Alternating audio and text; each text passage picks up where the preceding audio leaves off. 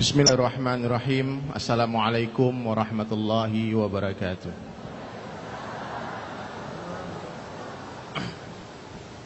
Nahmaduhu wa nusalli ala rasulil karim, amma ba'du. Wa ta'ala, kita bersyukur kepada Allah Subhanahu wa ta'ala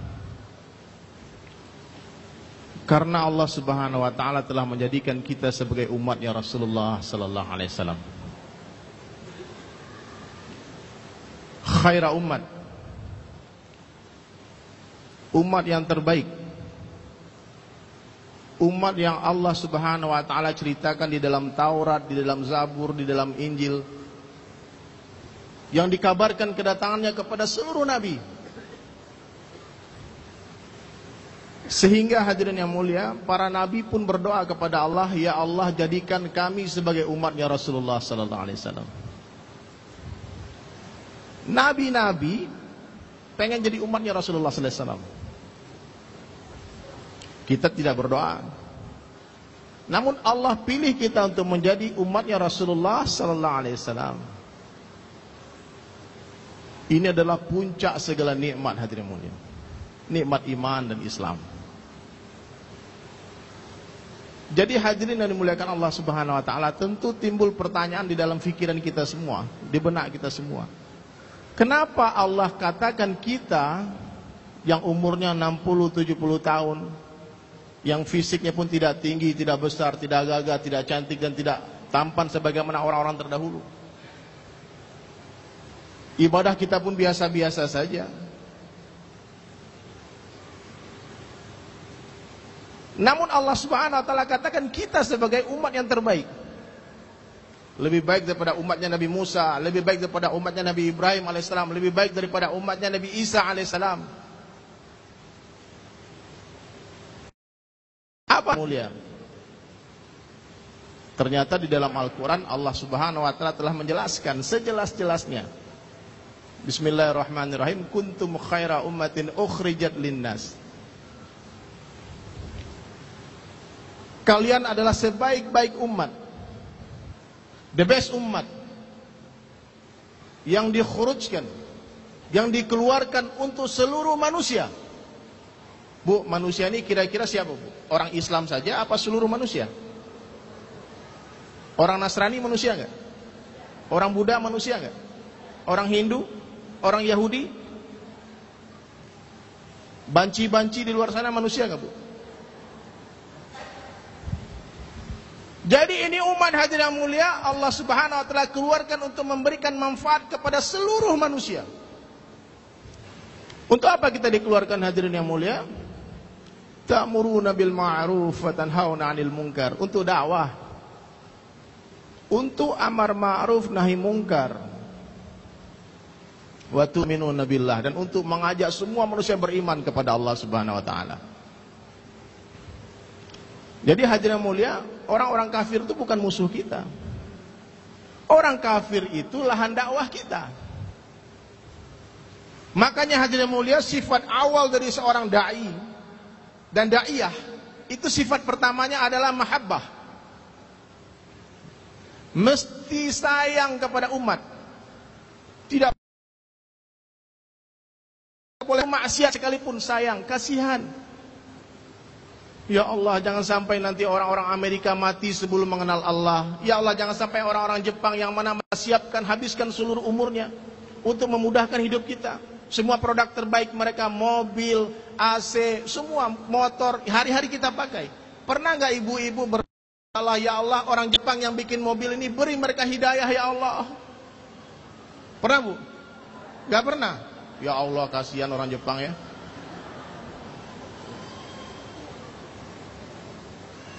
Kalau ada satu orang manusia hadirin mulia yang mati sebelum mengenal Allah, yang zalim bukan Allah. Yang zalim orang Islam. Yang zalim saya dan bapak-bapak dan ibu-ibu semua zalim. Kenapa? Karena kita telah tinggalkan kerja dakwah. Dulu orang beriman di dunia ini cuma satu orang, namanya Muhammad sallallahu alaihi wasallam. Rasulullah sendirian. Sekitarnya orang kafir Quraisy. Dapat perintah dakwah. Ya ayyuhal mudassir, orang yang berselimut, kum fa'anzir, bangun beri peringatan, wa rabbaka fakabbir, besarkanlah Rabbmu Allah Ta'ala. Langsung datang kepada istrinya Khadijah, katakan la ilaha illallah. Datang kepada karib kerabatnya Abu Bakar Siddiq radhiyallahu anhu kepada Islam. Datang kepada sepupu beliau Ali bin Abi Thalib, ajak kepada Islam.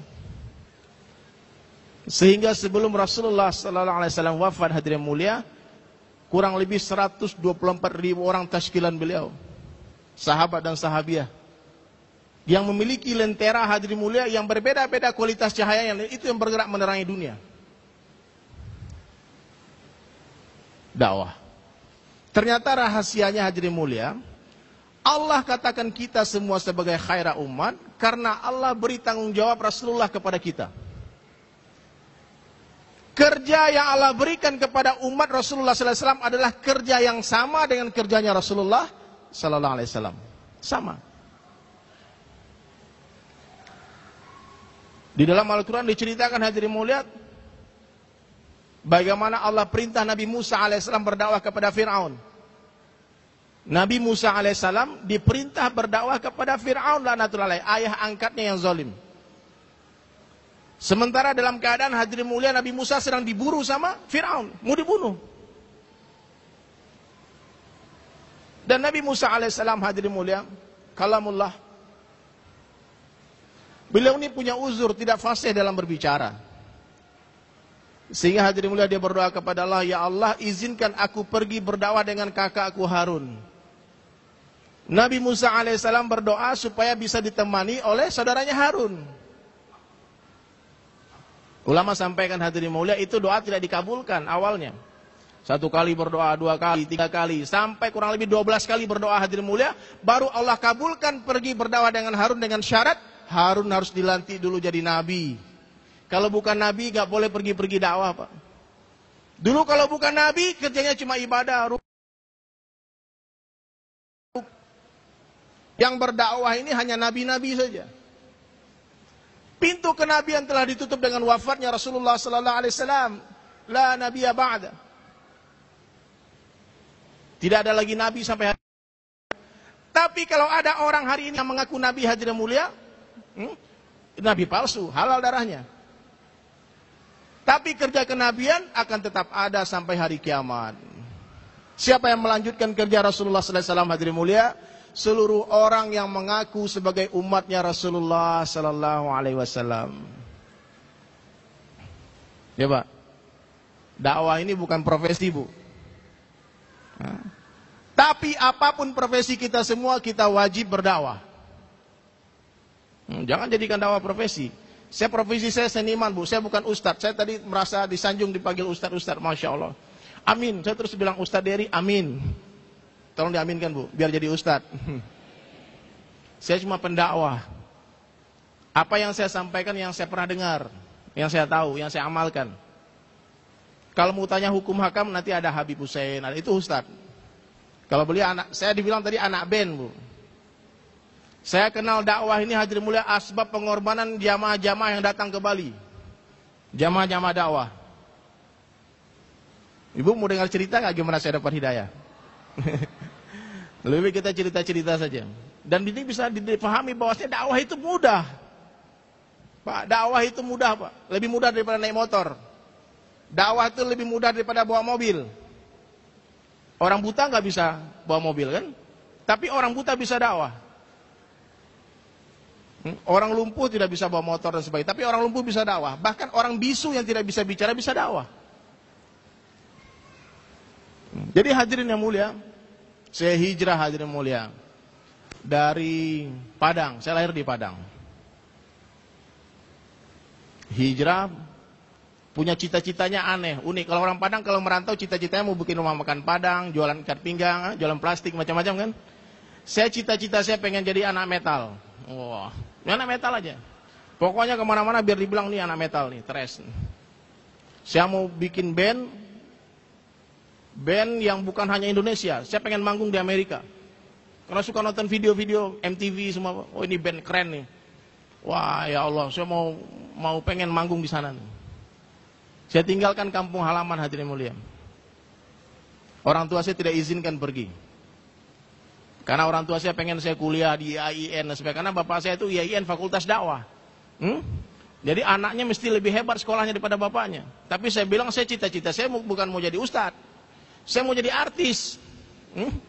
Mau jadi artis dari Padang, dari kampung. Minta duit pergi merantau nggak dikasih.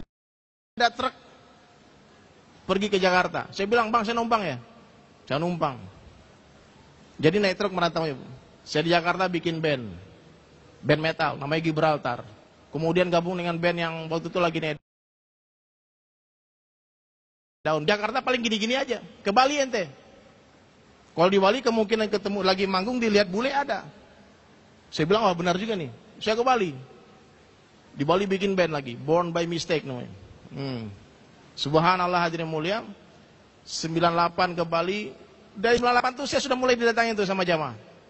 Karena di Bali ini orang Islam sedikit, Bu. Jadi setiap ada rombongan-rombongan dakwah, jamaah tabligh datang hadirin mulia ke sana, nama saya pasti ditulis. Kan yang didatangi itu orang-orang Islam semua. Pertama nih dakwah ini urgensi kepada orang Islam, Bu. Kalau kita dakwah kepada orang non-Islam, itu seperti orang jual obat kurap tapi dia kurapan. Ya Pak.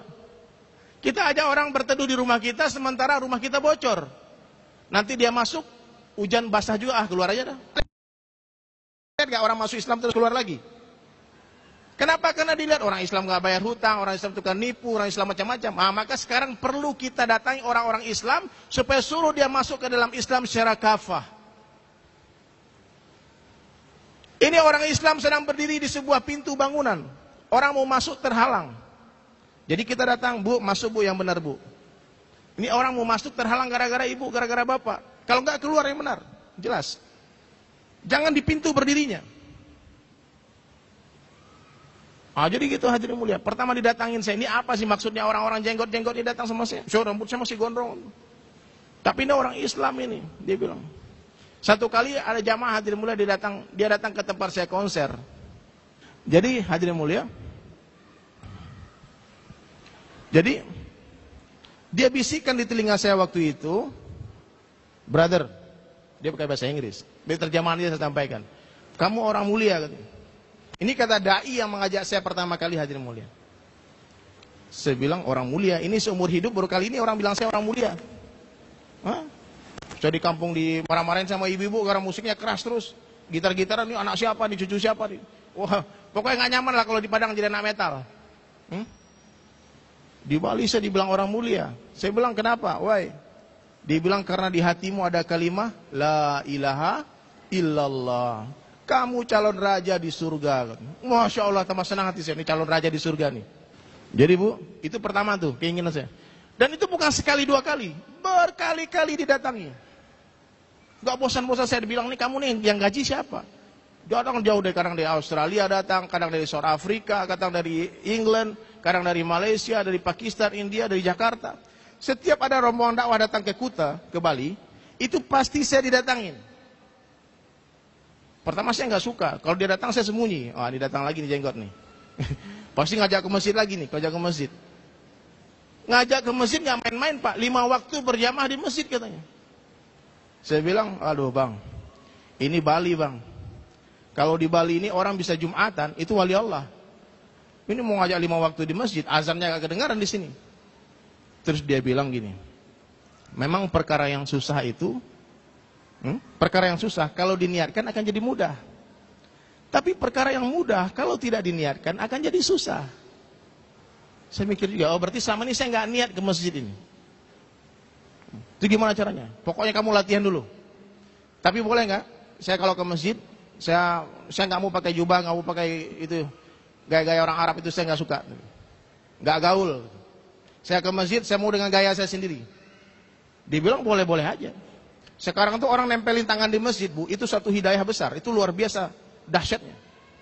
Dia mau nyandar di masjid, itu suatu kebaikan yang luar biasa, perlu kita hargai. Dia bilang boleh Der, tapi syaratnya kamu harus 3 hari di masjid. 3 hari? Orang Jumatan saya datang paling terakhir, pulangnya paling awal, itu udah gelisah. Ini mau 72 jam.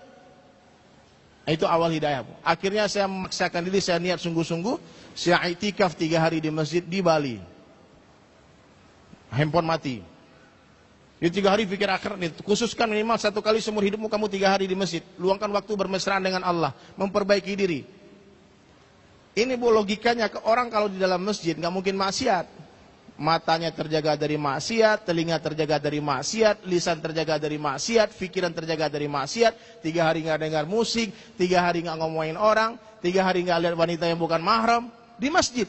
3 hari sholat berjamaah tanpa tertinggal, takbiratul ihram bersama imam. 3 hari ngeliat orang qiyamul menangis-nangis doa taubat kepada Allah. Hari pertama saya nggak suka, gelisah saya, mau kabur nih. Tapi gimana? Dihalangin sama teman saya, karena udah niat 3 hari.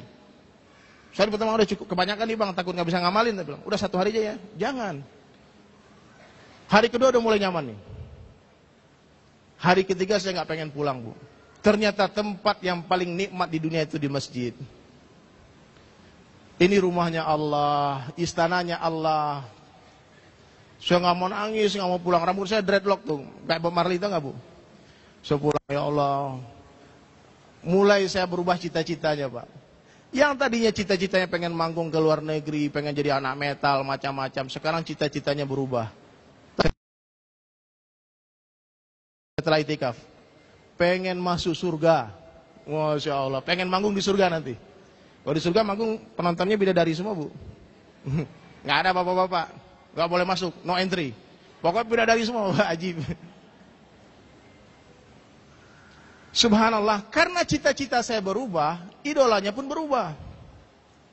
Dulu saya metal-metal itu karena ada idolanya, Bu. Saya niru orang bule yang nggak jelas agamanya apa.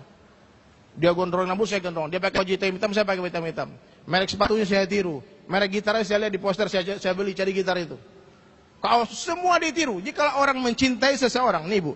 Orang kalau cinta sama satu orang, dia akan mengikuti dan meniru-niru orang yang dicintainya. Sekarang kalau saya ngaku cinta sama Rasulullah, ngaku saya ngomong kan mudah, Bu. Ngaku cinta sama Rasulullah, sementara saya tidak mengikuti kehidupan Rasulullah, berarti pengakuan cintanya dusta. Ya, Bu ya.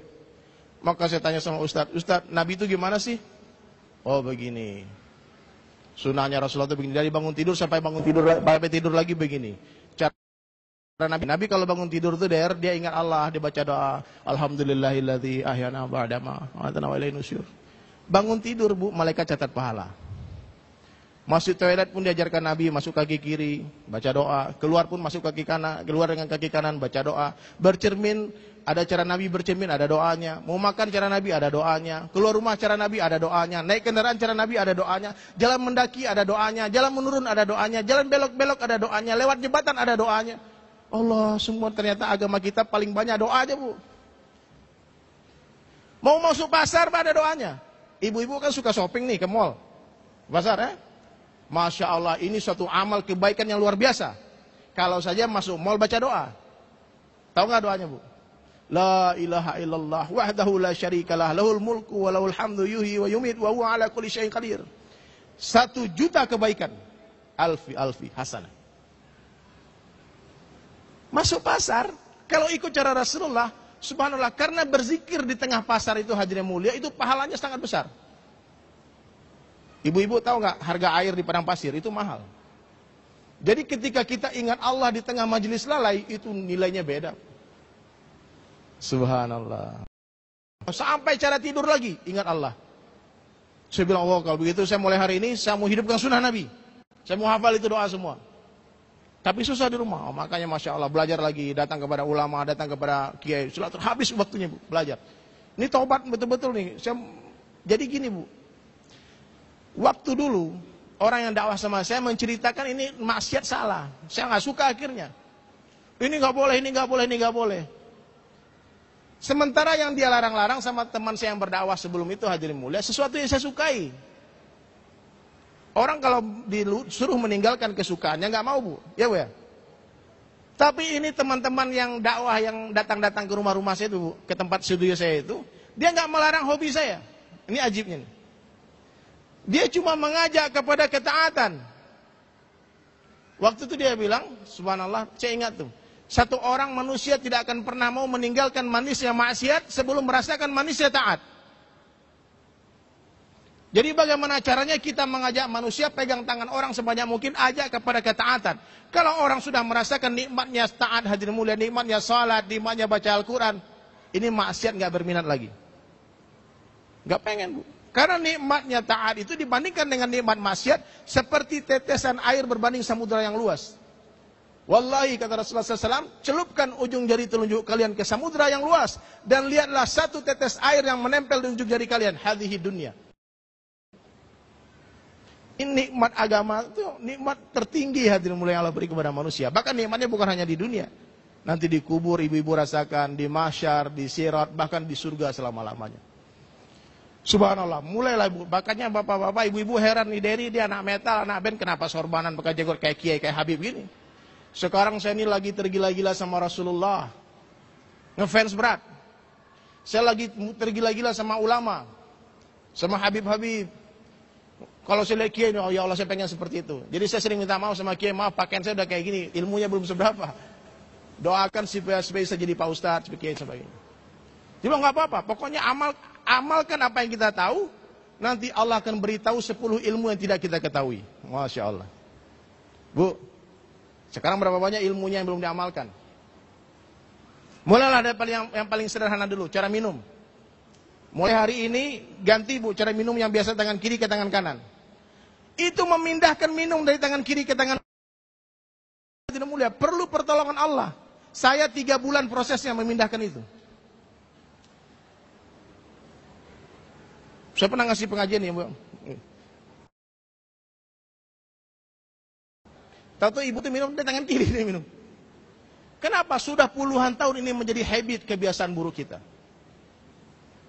Maka perlu banyak-banyak menangis kepada Allah, banyak-banyak berdoa, ya Allah beri saya hidayah, ya Allah tambahkan hidayah. Supaya apa? Supaya kita bisa mengamalkan agama secara sempurna. Agama ini, Bu, Pak, kalau diamalkan nggak sempurna, nggak enak. Kenapa sekarang orang kita ajak amal agama dia nggak berminat, dia bilang nggak enak kan? Kenapa, Bu? Karena nggak sempurna, ada yang kurang diamalkan. Kita bawa mobil ini, mobil build up, harganya miliaran. Tapi satu mobilnya satu bannya nggak ada anginnya. Coba bawa, Bu, enak nggak, Bu? Duduk, nggak enak. Apalagi itu mobil nggak ada setirnya, gasnya ada, atau nggak ada remnya, lebih parah lagi. Jadi jangan meremehkan amalan ini, sekecil apapun itu amalan jangan diremehkan. Kalau kita, Bu, belum mampu mengamalkan, kita doa sama Allah, ya Allah, saya belum mampu, tolong bantu saya Allah biar bisa mengamalkan. Jangan diremehkan. Oh itu kan cuma sunnah. Kan sering kita dengar gitu, Bu, ya. Bu, Bang, kenapa Bang nggak ini, Bang nggak ke masjid? Oh itu kan sunnah. Kita sama sahabat radhiyallahu anhu. Para sahabat mengamalkan sunnah karena itu sunnah. Namun kita meninggalkan sunnah karena itu sunnah. Itu bedanya, Pak. Sekecil-kecil sunnah Rasulullah Sallallahu Alaihi Wasallam itu lebih berharga dari surga. Pak, surga itu kesenangan nafsu kita, tapi sunnah kecintaan Allah. Qul in kuntum tuhibbunallaha fattabi'uni yuhibbukumullah. Kalau kalian benar-benar mencintai Allah, fattabi'uni, ikuti aku, yuhibbukumullah, Allah pasti akan mencintai kalian. Bodoh orang mau bilang apa? Bu, jujur, Bu, saya nggak marah kok jawabannya. Ibu kalau ngelihat saya jalan di mall, apa yang kebayang di otaknya Ibu? Teroris? Oh, jujur. Benar. Ini musuh-musuh Islam, hadirin mulia. Dia bikin propaganda melalui media dakwahnya. Ini alhamdulillah ada TV Rasil, ada dakwah yang alternatif, mengalihkan itu tontonan-tontonan yang gak mendidik. Subhanallah. Dibikin image di televisi, orang berpakaian sunnah, orang yang berpakai cadar, itu teroris. Pakai janggut, Ibu ya? Ya Pak ya? Saya pun kadang-kadang saya jalan di mall, saya lihat bayangan saya kaget, saya pikir ada teroris. Saya lihat bayangan saya kaget. Subhanallah hadirin mulia. Ini Nabi Sallallahu Alaihi Wasallam telah mensinyalir 1400 tahun yang lalu. Di akhir zaman itu hadirin mulia menghidupkan sunnah seperti menggenggam bara api. Panas, nggak enak. Saya sering nangis, Bu. Orang jalan, terus dilihat orangnya pura-pura. Dia pura-pura. Kadang kita lewat kan, dia matanya diginiin, Bu. Terus mulutnya gini. Mulutnya dimonyong-monyongin. Nabi lewat, teroris lewat. Terlalu ngebom itu. Biarin mereka ngomong apa. Mulut orang kan banyak, Bu. Tangan kita cuma 2. Kan nggak mungkin kita tutup mulut semua orang. Ya udah tutup aja kuping dah. Makanya sunnahnya dakwah itu hadirin mulia, azan itu kan dakwah yang sempurna. Sunnahnya apa? Tutup telinga. Itu Nabi ajarkan. Kalau orang azan itu sunnah menutup kuping. Maknanya kalau sudah mulai dakwah, apa kata orang terserah, Bu. Kamu kan gila, ya nggak apa-apa. Kamu kan teroris, ya nggak apa-apa, amin. Mudah-mudahan Allah ampunkan Bapak, dapat hidayah semua. Kalau dikritik orang jangan balas mengkritik. Kalau anjing menggonggong, jangan digonggong balik. Kamu mentang-mentang kamu anjing bisa gonggong, emang saya nggak bisa? Kalau ibu-ibu digigit anjing, jangan balas gigit. Ya Pak. Terus gimana dong Ustaz? Maksudnya kita sabar terus? Jangan sabar. Ibu lempar itu anjing sama bunga. Tapi pastikan potnya ada di sana sekalian. Kalau udah kelewatan ya begitu Pak. Masa gini, dikit-dikit teroris, dikit diejek semua. Subhanallah. Tapi sabar. Sabarnya kita, panasnya kita tuh hadiahnya surga. Man tamassaka bisunnati 'inda fasari ummah falahu ajru mi'ati syahidi. Siapa yang berpegang teguh dengan sunnah di tengah rusaknya umat, kata Rasulullah. Di tengah rusaknya umat dia masih berpegang teguh. Dia enggak peduli dengan kata orang, dia tahan hinaan orang, cacian orang, ejekan orang. Saya pernah diludahin juga, Bu. Di Bali saya dapat hidayah itu langsung bom Bali, Bu. Jadi orang setiap lewat, woi Amrozi, mau Samudra, terus digituin, teroris. Lampu merah, lewat mobil, diludah, aduh ya Allah, saya mau Jumatan, gimana ceritanya? Tapi waktu itu saya cuma terharu, ya Allah ini kan sunnahnya Rasulullah. Ini sunnah yang sangat besar Allah berikan dengan gara-gara pakaian sunnah. Subhanallah, sabar. Ini, falau ajru mi'at, pahala bagi mereka 100 orang mati syahid. Wah main-main Pak, pahala 1 syahid itu surga. Ini 100 mati syahid. Man ahya sunnati faqad ahabbani wa man ahabbani kana ma'i fil jannah. Siapa yang menghidupkan sunnahku, sungguh dia cinta kepadaku. Siapa yang mencintai aku akan bersama denganku di dalam surga. Rasulullah sallallahu alaihi wasallam manusia tidak pernah berdusta sekalipun seumur hidupnya, berjanji sedemikian rupa. Masa ibu enggak percaya? Di dunia ini sementara saja, susah-susah sementara, sedih sementara.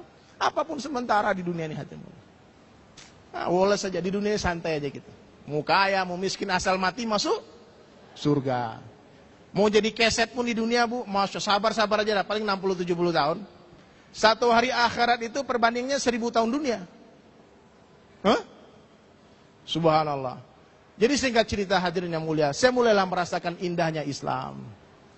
Di Bali, di Pantai Kuta, di Legian, di desa saya itu ada ratusan diskotik. Satu desa, ratusan diskotiknya. Mau tidak mau hadirin mulia itu akan jadi sarana dakwah, lahan dakwah. Jadi dakwahnya emang agak aneh. Saya jarang ceramah-ceramah gini nih. Kebanyakan dakwahnya datang kafe, datang sama orang yang gak minat. Jadi kalau dakwah nih sama orang yang suka nih calon ahli surga semua. Amin. Nah, enak, didengarin, anggu-anggu. Coba kalau datang sama orang gak suka, Bu. Assalamualaikum. Assalamualaikum Bang. Ya tuh depoin aja dah. Apa? Tuh depoin aja. Bang kita mau silaturahmi Bang. Iya. Cepat-cepat. Saya mau buru-buru nih. Dakwah sama orang yang gak minat. Wah itu baru datanglah romantika dinamika. Subhanallah. Baru perasaan subhanallah. Hati tercabi-cabi. Nabi diludahin, dilempar batu, dikasih kotoran onta, hadirin dibilang majnun, dibilang tukang sihir dan sebagainya. Itu karena Nabi dakwah kepada orang yang tidak suka. Dakwah ini artinya apa Pak? Mengajak. Mendatangi umat. Bukan didatangi. Mendatangi. Mengajak, bukan diajak. Kepada siapa? Seluruh manusia. Di mana? Di seluruh dunia. Amerika, Eropa, Rusia, Afrika, semua. Venezuela. Terus dipikirkan, Bu. Ibu-ibu, saya minta tolong, Bu. Setiap malam kalau sholat tahajud doa, ya Allah, doa hidayah seluruh alam. Ibu sebut satu persatu nama negaranya. Di Brazil, ya Allah, tolong turunkan hidayah. Di Perancis, turunkan hidayah, ya Allah. Ya Allah, Obama kasih hidayah, ya Allah. Ya Allah, Presiden Jokowi, ya Allah, semua amalkan agama dengan sempurna, ya Allah. Ahok masukkan ke dalam Islam, ya Allah. Kasih hidayah, ya Allah. Itu hidayah. Jangan benci orangnya, benci kekafirannya. Orangnya kita sayangi. Masa dokter ngeliat orang sakit, ini kita matiin aja dah orangnya sekalian nih. Bunuh penyakitnya, bukan orangnya. Jadi Bu, jadi daiyah itu begitu, hatinya harus luas seperti samudera. Kalau boleh ada benci-benci sama orang. Kalau orang zalimi kita, malam-malam doakan, ya Allah, saya mau tidur, ya Allah. Saya maafkan semua orang yang menzalimi saya, ya Allah, tolong ampunkan kesalahan mereka, ya Allah. Beri mereka hidayah. Bisa nggak amalkan itu, Bu? Ini ajal datangnya tiba-tiba, Bu. Pak, jangan sampai kita mati membawa dendam. Jangan sampai kita mati membawa kebencian kepada orang. Ini urusan di akhirat itu repot, Bu. Kita harus selesaikan muamalah, muasyarah kita dengan orang di akhirat. Ini nggak main-main, triliunan manusia. Kita mau cari kemana orang tuh yang utangnya belum kita bayar, yang barang yang dipinjam belum dibalikin. Gara-gara omongan kita, satu kata, kita sakiti hati orang, dia berminggu-minggu nggak tidur, Bu. Kita enak tidur. Makanya Allah Ta'ala itu zat yang maha pengampun, hadirin mulia. Tapi dengan syarat, manusia yang kita zalimi harus memaafkan kita terlebih dahulu. Jangan sampai ada orang yang masuk neraka gara-gara menzalimi kita, Bu. Bu, kasihan, Bu. Jika ada orang nggak bayar utang sama kita, ya Allah ikhlasin dah. Jangan nanti di akhirat dia nanti masalah, nanti kasihan. Jangan bilang, oh ya udah kalau beresin di akhirat nanti bayar. Jangan gitu, Bu. Kalau kita mudahkan urusan orang lain, Allah mudahkan urusan kita. Kalau kita maafkan dosa-dosa orang lain kepada kita, Allah ampunkan kesalahan kita. Kan enak jadi orang baik, Bu. Jadi orang kok benci aja sama orang, ini. Satu kebaikan orang, 99 keburukannya dia, Bu. Lihatlah kebaikannya. Ada satu kebaikannya. Satu keburukan kita, 99 keburukan kita. Satu keburukan kita, 99 kebaikan kita. Lihatlah keburukan kita. Itu yang Nabi ajarkan. Dua mata Allah ciptakan, satu mata melihat kebaikan orang, satu mata melihat keburukan diri sendiri. Jangan dibalik-balik. Ya, Bu. Ini ada yang tidur gak nih? Pak, angkat kepalanya, Pak, Bu. Mendengar ini dengan mata. Ini ada yang tidur nih. Coba diangkat kepalanya, bangunkan, Pak. Ini mata ini sama kuping punya kabel, Bu. Kalau matanya ketutup, kupingnya ketutup juga. Pertamanya anggo-anggo nih, bener nih, so ajib nih. Oh, Masya Allah nih. Tidur. Kita belajar mendengar dengan mata, ya. Nah, jadi sekarang apa yang harus kita lakukan, hadirin mulia? Kita harus keluar dari masjid ini, tebar rahmah. Ketemu orang, Masya Allah, Assalamualaikum. Jadi orang baik saja. Kasih sayang sama semua orang. Maafkan orang yang bersalah. Balas kejahatan dengan kebaikan. Nah, sesekali belajar dari pohon mangga, Bu. Satu orang wali Allah kan jalan. Ada suara. Gunung Mislana. Jadilah seperti saya, jadilah seperti saya. Dia bingung, ini siapa yang ngomong ini? Gak ada orang di sini. Tahu-tahu pohon mangganya bicara. Dia bilang, ente yang ngomong. Iya. Kenapa saya harus seperti kamu? Itu setiap hari orang lewat sini lempar saya sama batu, saya balas dengan buah. Nah, belajar dari pohon mangga, Bu. Kalau balas kebaikan, maaf ya, itu anjing bisa, Bu. Anjing bisa. Anjing itu kita masih kasih makan 1 kali, kita pukul 9 kali, dia ingatnya 1 kali. Ini orang pernah ngasih saya makan. Tapi kenapa kita manusia kadang-kadang dikasih makan 9 kali, dipukul 1 kali, ingatnya 1 kali juga? Ini kurang ajar nih orang. Padahal kebaikan udah banyak. Nah, jadi Bapak Ibu, ada 4 karakter nih. 4 karakter binatang yang dicintai oleh Allah Subhanahu Wa Taala. Yang berbeda-beda. Yang satu yang dicintai Allah Ta'ala, 3-nya kurang. Bahkan dibenci ada. Satu karakter yang paling dicintai oleh Allah Ta'ala itu adalah seperti lebah. Ya, Pak. Apa ciri-ciri lebah? Dia suka berjamaah di tempat yang indah-indah. Ini seperti ini nih lebah nih. Dia berkumpul di tempat yang indah-indah dan selalu menebar rahmah. Dia pasti akan berikan madu, asal tidak diganggu. Itu lebah. Kalau diganggu, dia serbu.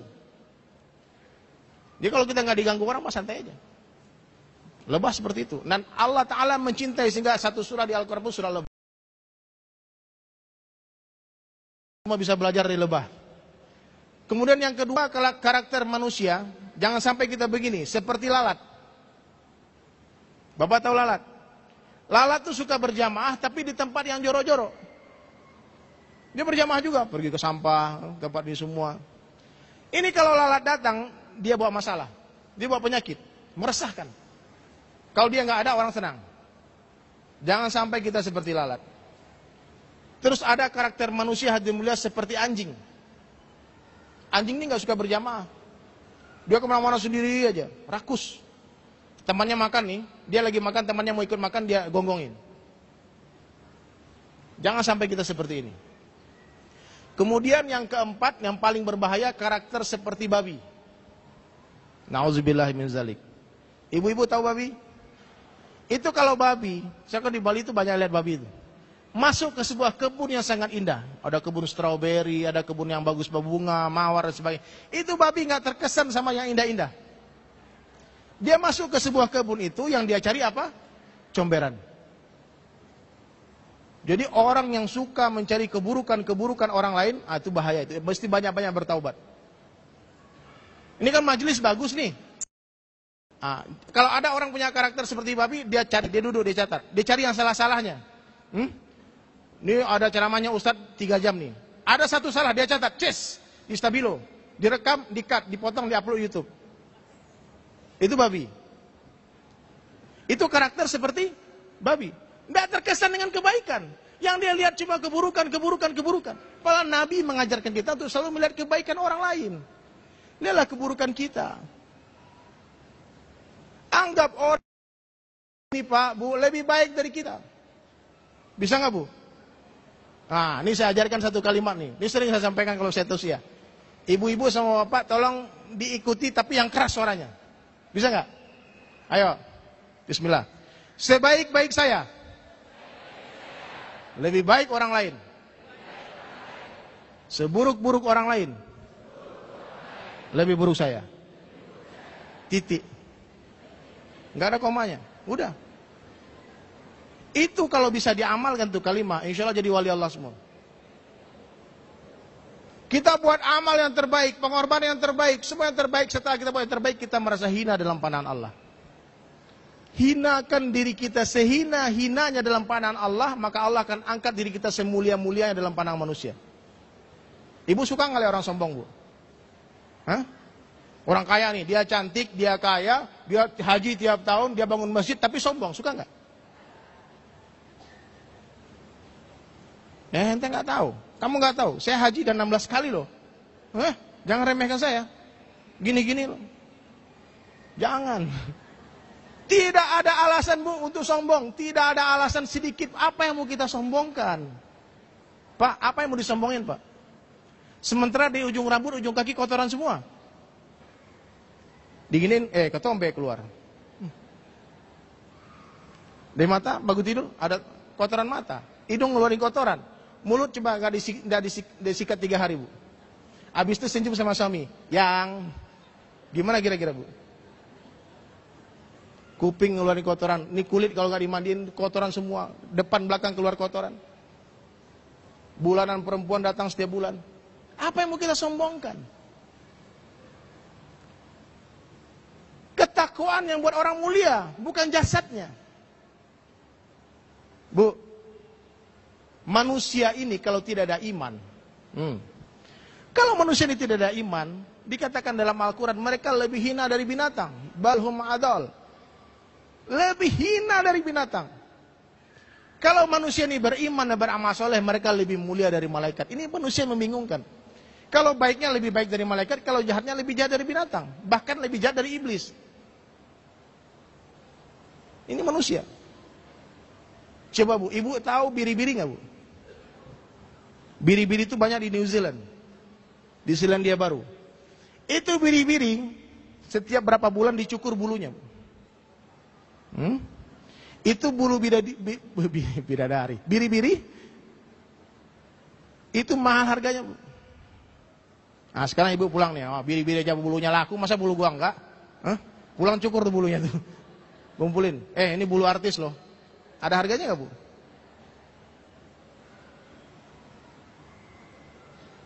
Kulit sapi, kulit kambing, kulit kuda, kulit kelinci, kulit ular, kulit buaya, kulit babi, itu ada harganya, Bu. Nah, coba, Bu, nanti kalau orang meninggal dikulitin, Bu. Terus disama, ini kulit manusia loh. Ini tas dari kulit manusia. Ada nggak harganya, Bu? Berapa harga kulit manusia? Kalau ngelupas kulitnya Bapak kumpulin. Nggak ada harganya. Daging sapi berapa 1 kilo, Bu? 100.000. Ini berhubung nih tetangga kita meninggal, dia duitnya nggak ada, kerabatnya nggak ada, pada repot nguburin, kita bagi-bagi nah dagingnya. Daging manusia kira-kira kalau dibagiin ada yang mau nggak, Bu? Apalagi dijual. Burung walet, dia terbang ke sana kemari, itu air liurnya burung walet, itu puluhan juta harganya 1 kilo. Gua masa kalah sama ayam walet sih, mau botol aqua, tua. Kira-kira air liurnya presiden 1 kilo berapa harganya, Bu? Nggak ada harganya manusia. Di mana harga manusia? Takwa. Itu harga iman, Bu, sebesar zarah. Iman sebesar debu, Allah Subhanahu wa taala hargai dengan surga yang luasnya 10 kali lipat dunia. Itu harga iman. Berlian sebesar debu tidak ada harganya. Emas sebesar debu tidak ada harganya, tapi iman sebesar debu Allah hargai dengan surga yang luasnya 10 kali lipat dunia. Nah, makanya kita harus usahakan iman kita, tingkatkan iman kita hari-hari, meningkat terus.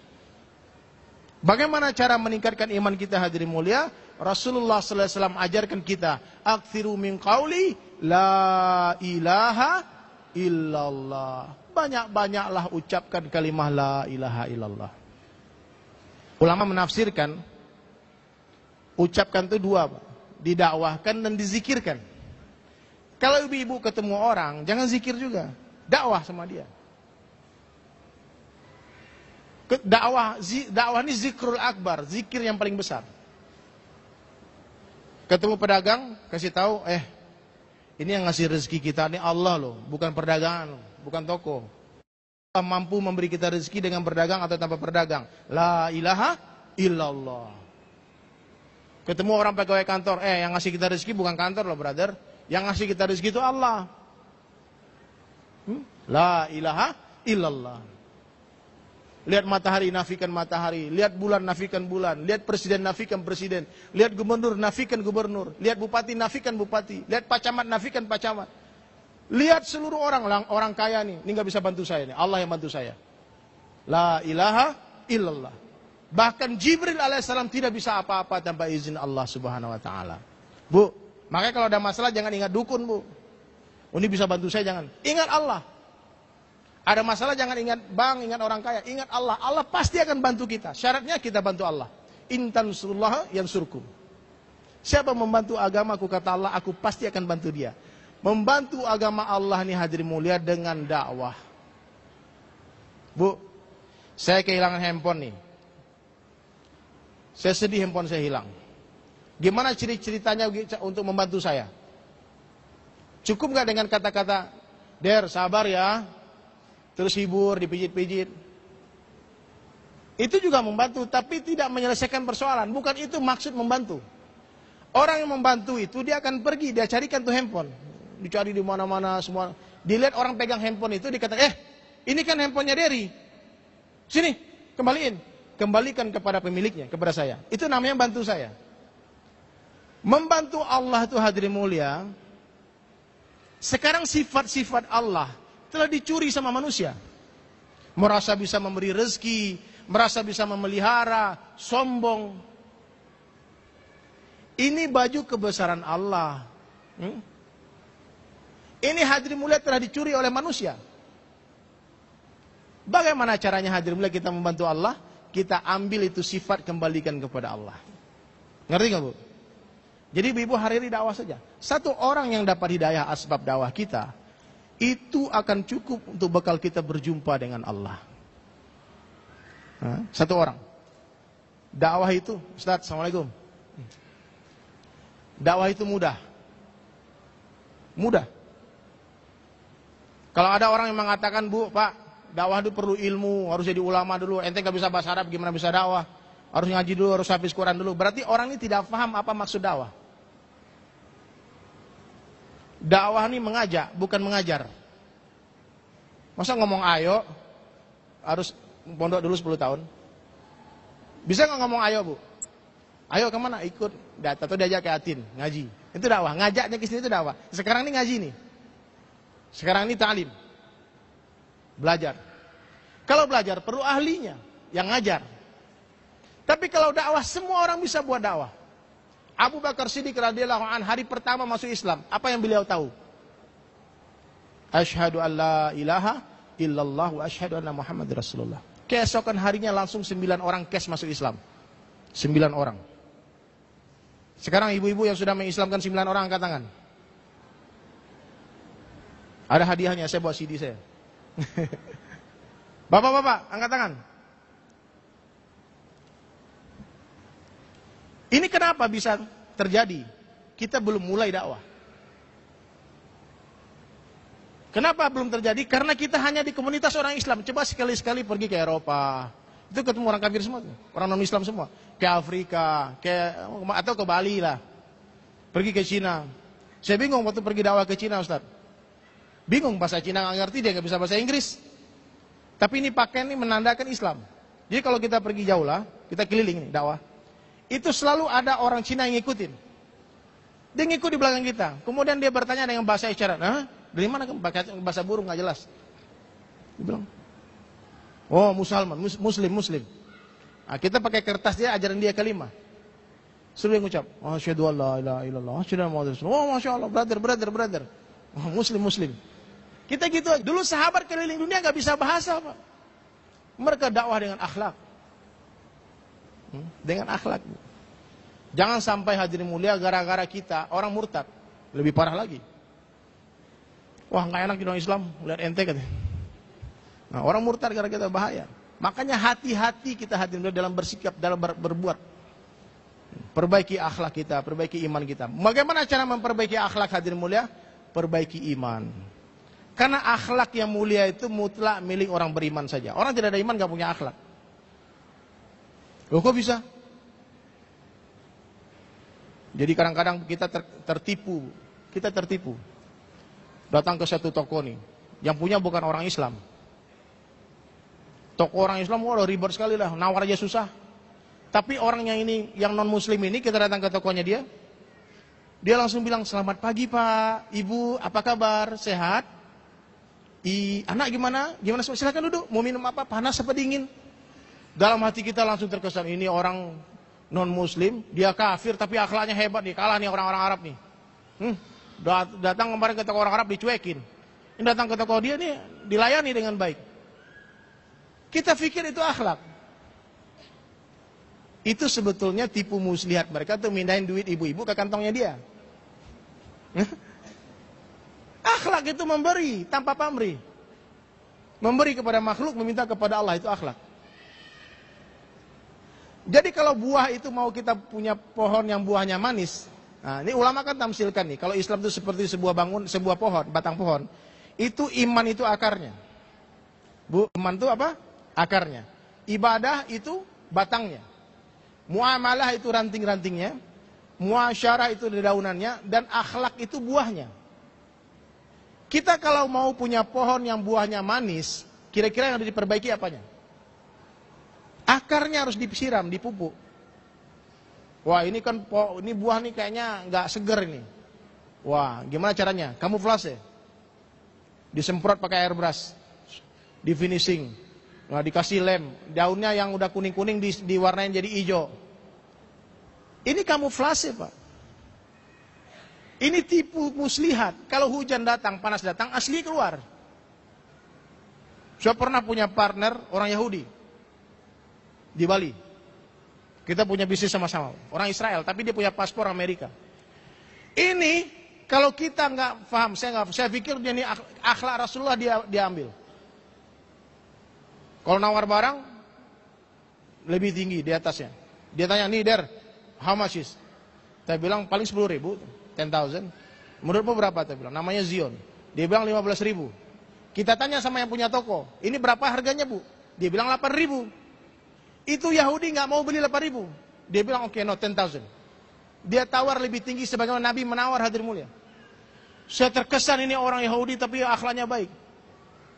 Ternyata akhirnya kita kerjasama, hadirin mulia. Satu kali dia dirugikan, aslinya keluar. Wow, yo, bla bla bla, keluar aslinya. Astagfirullahaladzim. Benar kata Allah. Akhlak itu milik orang beriman. Gak bisa. Orang itu baik kalau mereka diuntungkan. Ya Bu. Kalau orang beriman, Masya Allah, dia dirugikan pun dia tetap baik. Seperti tanah, diinjak-injak pun tetap beri manfaat. Tawadu seperti bumi. Itu orang Islam. Jadi hadirin mulia, iman kita perbaiki. Bagaimana banyak-banyak dakwah. Ibu hari-hari ketemu orang, pikir nih orang gimana bisa dapat hidayah. Setiap orang yang kita lihat, kita pikir hidayah. Bisa nggak Bu? Nonton TV nih. Ya Allah, nih artis ini kasih dia hidayah ya Allah. Hah? Siapa sih kita lihat, ya Allah beri dia hidayah. Ini doa nih gak main-main Bu. Doa ini punya kekuatan yang luar biasa. Rasulullah SAW hanya duduk di Makkah, Madinah dan sekitarnya. Tapi Rasulullah SAW hadir kerisauannya dan doa beliau menembus seluruh penjuru mata angin. Sampai hari kiamat. Hari-hari Bu. Ibu kan punya teman SD, teman SMP, teman SMA, teman kuliah, teman kerja. Itu kalau ditulis puluhan ribu namanya itu. Coba malam-malam Bu, ini saya kasih amalan Bu. Pak, nih, siapkan buku kecil. Tulis nama sahabat-sahabat karib kita. Ini perintah Allah. Wa anzir ashiratakal akrabin. Berilah peringatan kepada karib kerabat terdekatmu. Nomor teleponnya nggak ada. Kalau ada nomor teleponnya coba telepon. Ingatkan dia dunia sementara, akhirat selama-lamanya. Ntar lagi kita mati. Ingatin itu aja. Kita jangan maksa-maksa, jangan keras-keras dakwahnya. Dakwah tetap harus dengan kelembutan. Dia nggak mau nggak apa-apa. Nggak tahu nomor teleponnya catat. Ternyata Abu Hurairah radhiyallahu anhu itu punya amalan menulis 80 nama orang sahabat setiap hari. Didoakan. Saya dengar dari satu orang ulama. Itu berdoa di ketika tahajud tuh sambil nulis nama orang tuh lain Bu. Air mata bisa netes. Ya Allah, ini di mana dia sekarang nih sahabatku nih. Hilang dia sekarang, ya Allah. Tolong ya Allah beri dia hidayah ya Allah. Tulis namanya. Saya suka nih sama artis ini ya Allah. Tolong kasih dia hidayah ya Allah. Saya kadang-kala kalau mikirin satu orang nih, itu bisa nggak tidur. Ya Allah gimana nih orang nih, gimana ceritanya nih. Nah itu kerisauan. Itu sunnah terbesarnya Rasulullah Sallallahu Alaihi Wasallam. Sunnah fikir umat. Bisa nggak Pak? Ibu-ibu semua, mulai hari ini mulai memikirkan manusia di seluruh alam. Nggak bayar Bu, itu gratis. Mikirkan orang berdoa itu nggak perlu bayar. Sekarang coba nih, bapak-bapak naik kendaraan apa ke sini? Ada yang mobil Korea, mobil Jepang, ada mobil Jerman, mobil Amerika.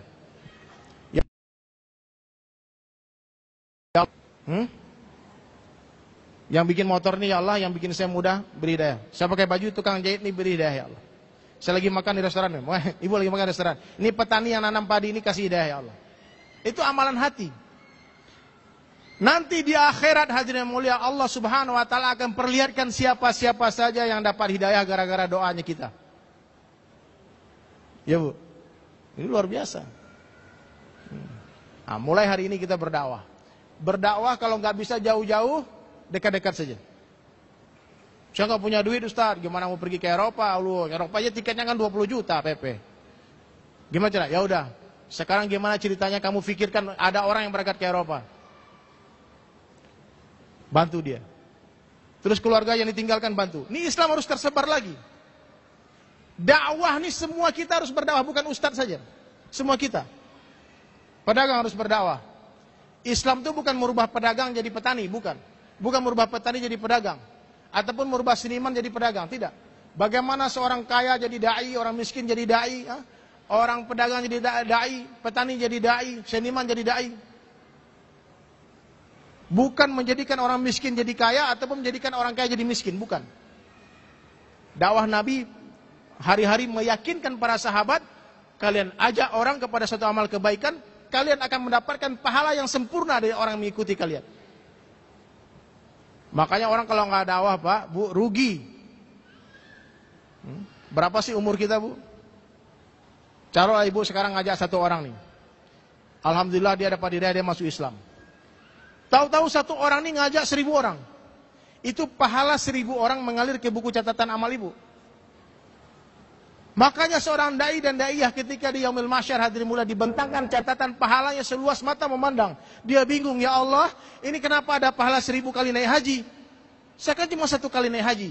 Oh, kamu ingat gak dulu kamu ceramah di sini, kamu dakwah di sini, orang dapat hidayah, dia berangkat haji, dia bangun masjid, pahalanya buat kamu semua. Ini multi level akhirat. Ini bisnis besar. Tijarah. Dalam Al-Quran pun Allah katakan kalimat dakwah ini tijarah. Ya ayyuhalladzina amanu hal adulukum ala tijaratin tunjikum min azabin alim. Ini perniagaan yang akan menyelamatkan kita dari azab yang pedih. Nah, jadi ibu-ibu dan muliakan Allah Subhanahu. Ini yang mau saya sampaikan, sederhana saja. Islam itu mudah. Kalau susah bukan Islam. Pak, kok susah ya? Nah, berarti itu nggak benar. Mudah. Allah tidak menanyakan amal orang lain, kepahaman orang lain. Yang nanti Allah tanya di akhirat, ilmumu sudah kamu amalkan apa belum? Bukan, ilmu orang itu sudah kamu amal apa belum? Bukan itu Allah tanya. Jadi masing-masing kita Allah akan tanyakan menurut kefahaman kita masing-masing. Hisabnya. Jadi mulai hari ini nggak usah ngurusin orang. Orang itu kita doakan aja. Keburukan orang doakan hidayah ya Allah. Orang kadang-kadang kalau lupa ngaca, dia suka melihat penampilan orang, mengkritik penampilan orang. Sementara dia berantakan juga. Nah, sesekali ngaca, lihat, aduh saya udah benar apa belum. Kalau orang sadar diri dia belum benar, dia nggak mungkin nyala-nyalain orang. Ibu, aduh, malu ngomongin orang, saya juga belum masih banyak salah. Nah, makanya mulai hari ini hadirin mulia, jadikanlah para sahabat menjadi standar kebaikan kita. Rasulullah dan para sahabat. Dan sahabiah. Dan orang yang menjadikan Rasulullah dan para sahabat menjadi standar kebaikan, orang ini tidak akan pernah mau menyalahkan orang lain, karena dia sadar diri dia masih banyak salah. Ya Bu ya? Kita kan masih banyak salah Bu, nah, maka mulai hari ini diam. Orang yang baik dalam pandangan Allah, ini kesimpulan dari tausiah kita nih hadirin mulia. Yang pertama, orang yang baik dalam pandangan Allah, itu hatinya terbebas dari kemusyrikan. Ya Bu, dia yakin hanya Allah yang berkuasa, selain Allah tidak kuasa. Dia yakin selain Allah tidak bisa apa-apa, tidak bisa memberi manfaat dan mudarat sedikit pun tanpa izin Allah. La ilaha illallah. Yang kedua, orang yang baik dalam pandangan Allah Subhanahu wa taala, kehidupannya dihiasi oleh sunnah Rasulullah sallallahu alaihi wasallam. 24 jam hidupannya ikut cara Nabi. Kalau tidak mampu mengamalkan agama 100% Bu, mengamalkan sunnah, jangan tinggalkan 100%. Amalkan semampunya. Yang kita tidak mampu, kita istighfar kepada Allah Subhanahu wa taala. Kemudian yang ketiga, orang yang baik dalam pandangan Allah Subhanahu wa taala, mereka selalu menyelesaikan masalah mereka dengan sabar dan salat. Wasta'inu bisabri wassalah. Carilah pertolongan Allah dengan sabar dan salat. Jadi menyelesaikan masalah tanpa masalah itu dengan sabar. Pegadaian? Bukan Bu, sabar dan salat. Jadi menyelesaikan masalah tanpa masalah itu dengan sabar dan salat. Kemudian yang keempat, orang yang baik dalam pandangan Allah Subhanahu wa taala adalah orang yang selalu merasa bodoh. Dia merasa bodoh, sih masa nggak tahu. Ilmu itu sifatnya seperti air. Bu, hanya mengalir ke tempat yang lebih rendah. Orang yang tinggi hati, yang sombong, Allah nggak tambah ilmunya.